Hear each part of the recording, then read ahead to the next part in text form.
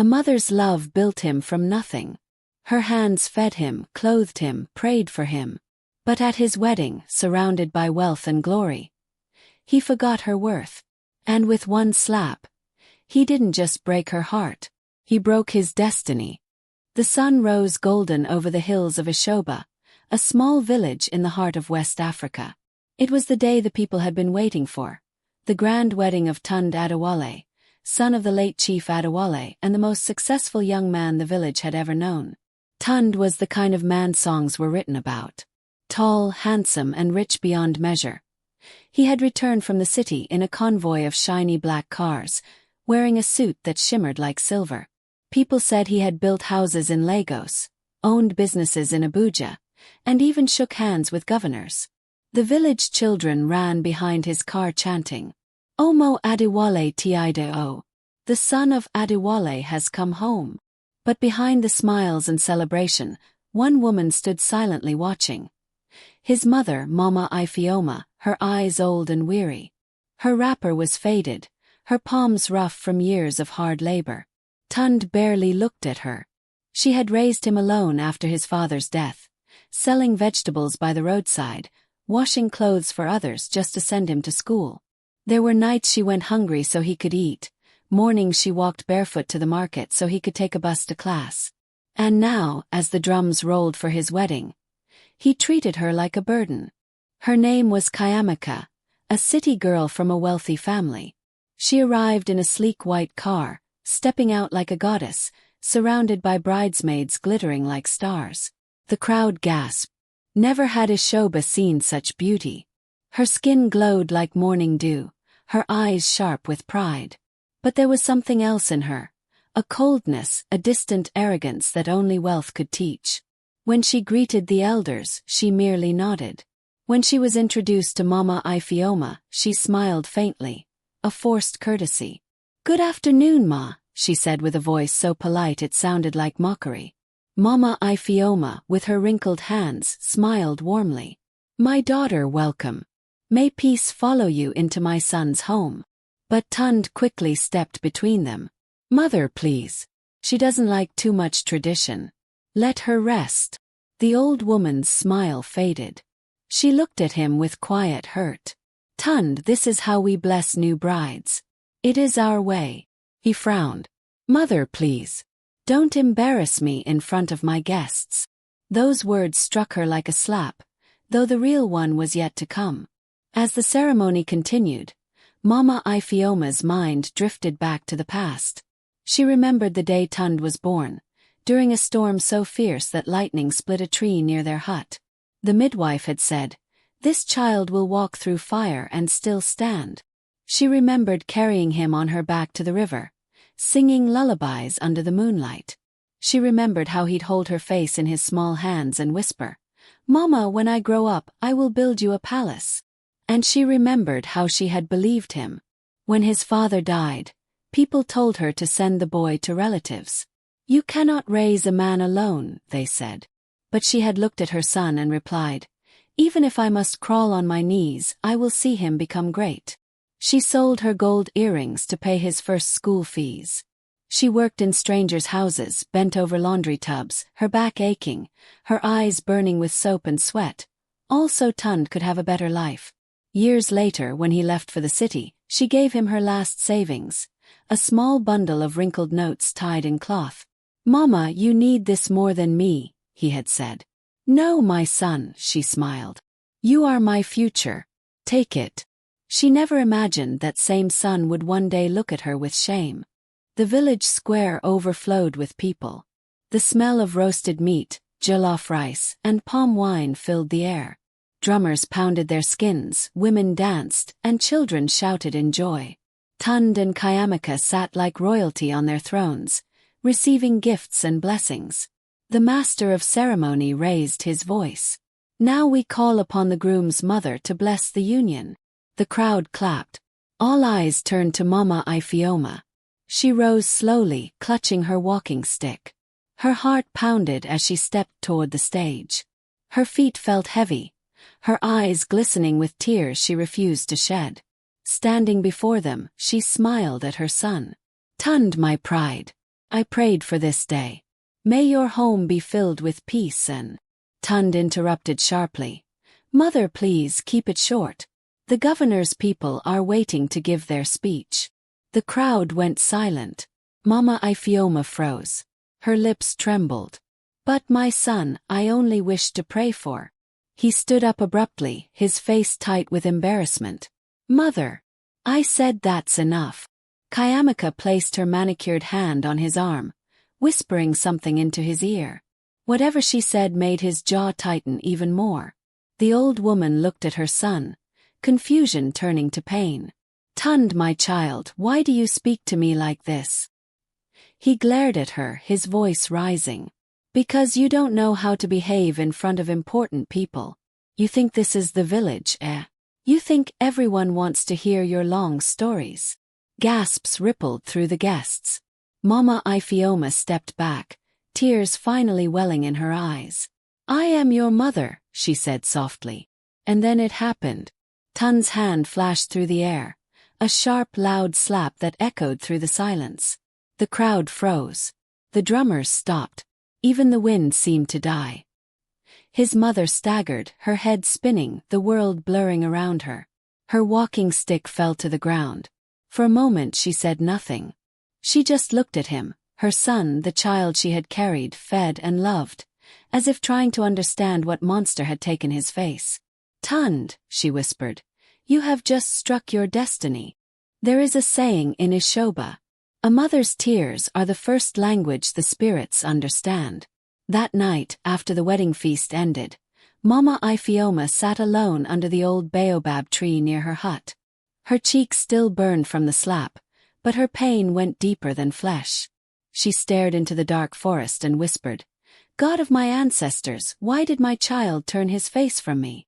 The wind howled softly through the trees. Somewhere a night bird cried. Her neighbor, Auntie Ngozi, approached quietly. Sister, I saw what happened. The boy has lost his sense. Mama Ifioma shook her head slowly. No, Ngozi. It is not madness. It is pride. The same pride that destroys kings. She looked up at the moon and sighed deeply. He has forgotten who he is. And when a man forgets his mother, he forgets his soul. Then tears slipped down her wrinkled cheeks as she whispered a curse, not from anger but from heartbreak. May my son find no peace in the things he loves most. May his riches turn to dust, and may he remember his mother's pain when it is too late. As her tears touched the earth, the wind shifted, strange and heavy. The baobab leaves trembled. In the shadows, an old owl hooted 3 times, a bad omen in the village. Meanwhile, Tund and Kayamika had left for their new mansion in the city. Everything seemed perfect. Luxury cars, servants, champagne. But from the first night something felt wrong. Tund couldn't sleep. The air felt heavy, the lights flickered, and he kept hearing his mother's voice whispering in his dreams. Do you remember where you came from, my son? He woke up sweating, heart pounding. Kayamika turned in bed. What's wrong with you? She mumbled. Nothing, he muttered. But deep inside, fear coiled like a snake. Days passed, and strange things began happening. His business accounts froze. One of his buildings caught fire. Important clients withdrew deals for reasons no one could explain. Within weeks, Tund's perfect world began to crumble. And yet, his pride wouldn't let him go home. He refused to call his mother. I am a man of power, he told himself. I control my own fate. But fate, as his people say, is the drum no man can stop once it begins to play. The morning after his wedding, Tund Adewale awoke in a mansion that looked like paradise, but felt like a tomb. Sunlight poured through gold curtains, but his heart was restless. Kayamika, his bride, hummed softly as she scrolled through her phone, already planning their honeymoon in Dubai. But Tund wasn't listening. The echo of his mother's voice still haunted his mind. You have struck your destiny. He had brushed it off the night before, telling himself old women say foolish things when they're angry. But now, that voice clung to his thoughts like smoke. He walked to the mirror. His reflection looked back at him, Sharp suit, clean shave, the perfect man of success. Yet something in his eyes looked unfamiliar. It began with little things. His bank manager called. "Sir, we have a small issue with one of your accounts. A transaction error, but we'll fix it soon." 2 days later, his car company reported losses. Then his property agent said one of his tenants vanished overnight, leaving unpaid rent and an empty office. First, Ton thought it was coincidence. But the coincidences multiplied like locusts. Within weeks, his accounts were under investigation. Investors withdrew their money. His reputation began to shake. And in the nights, sleep abandoned him completely. Every time he closed his eyes, he saw his mother's tear-streaked face, and heard a whisper that chilled his blood. "My son, a hand that strikes the womb that bore it will lose its strength forever." He would jolt awake, gasping. Sweat soaked his sheets. Kayamika would groan beside him. "Ton, stop it. You're talking in your sleep again. You're disturbing me." "I saw her again," he whispered. "My mother. She was calling me." Kayamika rolled her eyes. "Then call her. Or send her some money. Whatever it takes to make you stop." Her words were sharp, not with care but irritation. Ton swallowed hard. "I can't face her." "Then stop whining," she snapped. "Men don't cry over dreams." That was when he noticed it, her tone, her coldness. The same arrogance that had once seemed elegant now felt cruel. Back in Ishoba village, the old people whispered among themselves. Ever since the wedding, strange things had happened. The skies darkened without rain. The river near the market turned murky. Goats refused to eat. The village priest, Baba Kof, told them, "A great disrespect has disturbed the spirits. A son has lifted his hand against the one who gave him life." One evening, Mama Ifioma sat outside her hut, staring at the path that led to the city. Her body had grown weak, her spirit tired. Auntie Ngozi came with a bowl of soup.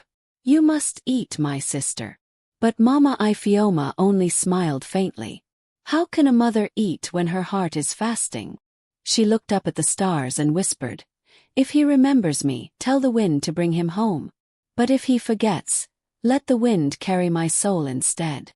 In the city, Tun's world kept collapsing. One morning, his lawyer came with news that shattered him. "Sir, your company has been seized. The board voted you out due to alleged fraud." "What fraud?" he shouted. "I built that company with my blood." But no one listened. The media called him the fallen golden boy. Former friends refused his calls. And Kayamika, he changed overnight.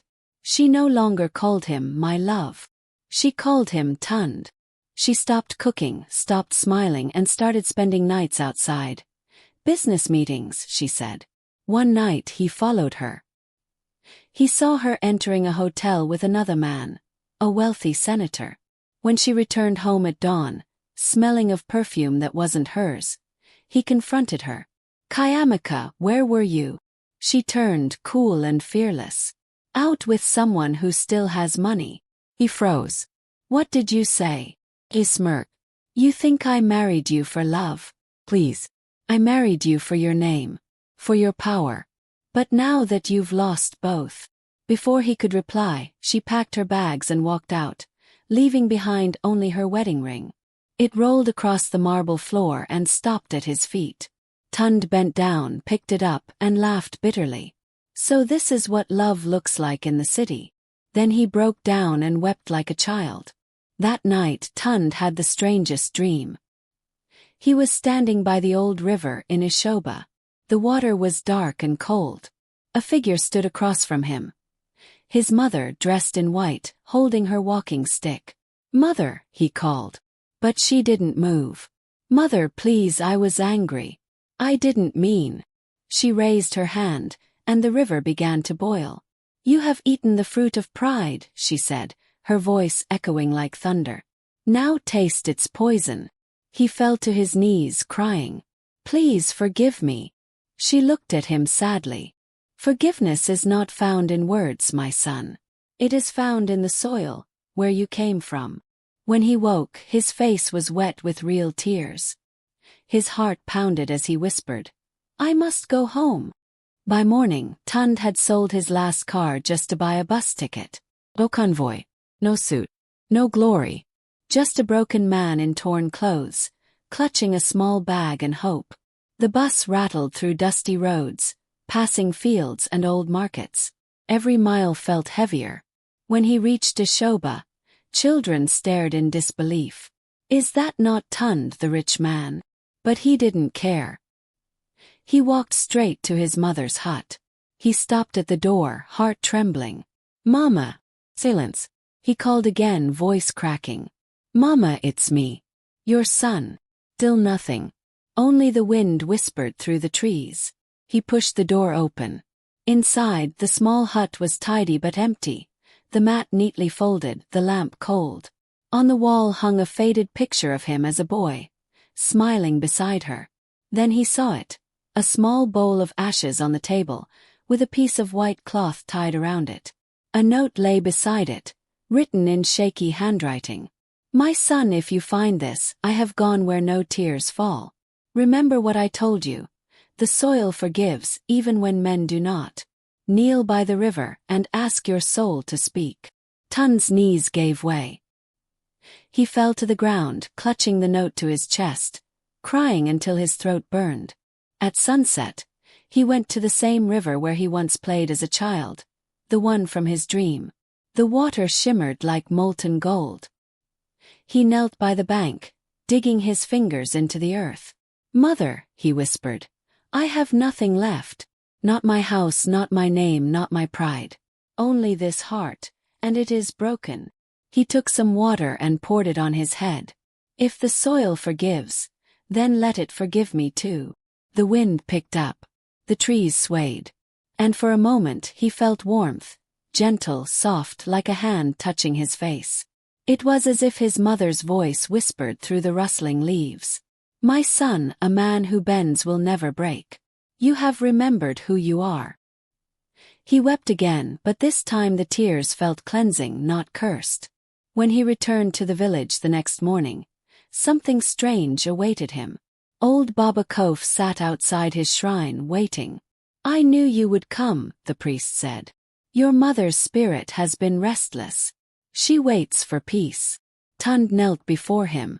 "Tell me what to do." The priest handed him a small calabash. "Inside is water from the sacred stream. Pour it on your mother's grave and speak her name. Promise to walk in humility, and her spirit will rest." Tund obeyed. He went to the small grave behind the hut, where a simple wooden cross stood. He poured the water gently, whispering, "Ifioma Adewale, my mother, forgive your foolish son." The wind sighed softly, and a bird sang in the distance. Baba Kof smiled. "It is done. You have been heard." From that day things began to change. He started helping villagers fix roofs, dig wells and plant crops. The people who once mocked him began to respect him again, not as a rich man but as a humble one. He opened a small school for children, saying, "Education made me and pride destroyed me. Let these children learn both lessons." Months passed. His face grew gentler, his eyes wiser.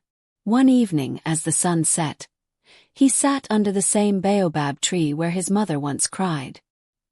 He looked at the horizon and smiled faintly. "I lost everything that made me human," he murmured, "but in losing it, I found my soul." Years later, the people of Ashoba still told his story to their children. Once, there was a man who slapped his mother and lost all that made him human. But when he knelt before the earth, the spirits returned his heart. And whenever the wind blew through the village, they said it carried the voice of Mama Ifioma, whispering blessings over every son who remembered his mother's love. Moral of the story: pride builds walls between hearts, but humility breaks them.